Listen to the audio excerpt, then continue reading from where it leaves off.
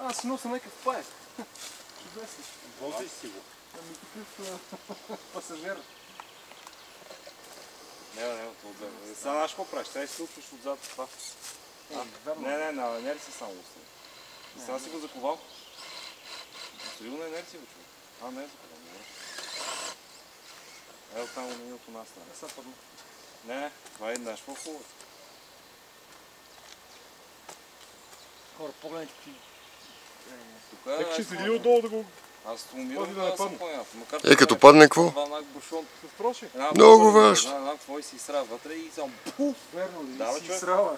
Подиха по това. Чак. Да, чуваш това.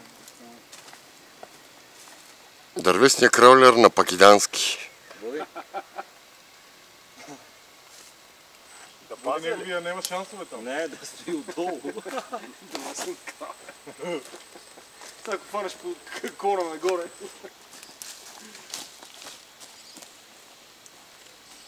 Кой ще снима друг? Боди, айде снима. Идеално, здрав е и пак е на гуми. Миро ме разсейва. Винчета. Следващия да видим как ще падне. Мърда ли? Айде, Боди. Ти седи там, той е падна върху тебе на меко. Що би да падне, виж, ще продължава. Он е много скъпо го дават. Джилков, Милков. Кое бе? 4. Не знам колко стоки, но... Аз мисля... Дръж. Добре. Сега го пързавам в момента по карданите. Кое? Синкрос ли беше това? Гумата ли? Не, сега. Не знам така. $25 е добро. Това е алуминиевото ли? Това е алуминиевото 959 на Хойкик. Ще е вътре в код. Какво се измисли? Това струва $25. Там Да, е много. 30 кила. Дръж. 30 китайски килограма. Не знам колко е. Ще падне. Но няма да ги грежи. Чупи штангите, чупи и затова да му сложи. С штангите му сложи от тази голяма. Жестока машина. Аре бе, карай бе. Много широко.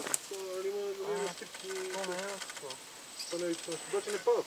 Колко време съм прекалял. Не падат. Това е странно печелико и нищо не се е разгубило до момента.